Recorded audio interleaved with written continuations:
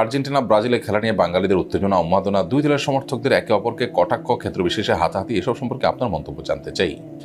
Brazil হোক আর Argentina হোক বা অন্য কোনো দেশ হোক, এই দেশগুলোর খেলার সাথে যারা জড়িত আছে, এটা কর্পোরেট দুনিয়ার ব্যবসায়ীদের বড় ধরনের ব্যবসায়িক ডিল।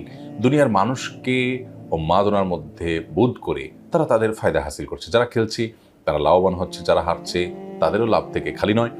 আর যারা এটার আয়োজন করছে বা বিভিন্ন পক্ষ এর সাথে জড়িত, তাদের প্রত্যেকের স্বার্থ কম বেশি এর সাথে জড়িত আছে। একজন মুসলমান, একজন বিবেকবান মানুষ এ ধরনের বিষয় আশয়ে নিজেকে আপনার ব্যস্ত রেখে নিজের ইমান, আমল, নিজের আখরাত এগুলোকে ধ্বংস করে বহু গুনাহ আছে, যেমন চোখের গুনাহ থেকে বেঁচে থাকার উপায় নেই বললে চলে।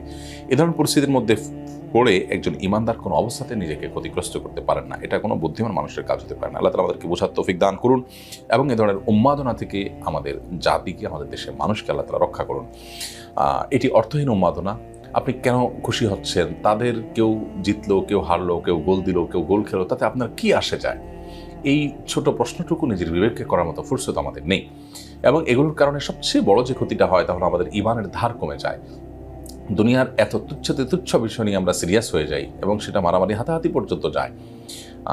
অথচ আখিরাতের অনেক গুরুত্বপূর্ণ বিষয় আমাদের জীবনে পড়ে আছে, যেগুলোর ব্যাপারে আমরা এখন স্পর্শ পর্যন্ত করতে পারিনি। আমরা অনেক পিছিয়ে আছি। একজন আখিরাতে বিশ্বাসী মানুষ কখনো এ ধরনের উন্মাদনায় গা ভাসাতে পারে না এবং তার জন্য এটি জায়েজ হতে পারে না। আল্লাহ তাআলা আমাদেরকে বোঝার তৌফিক দান করুন।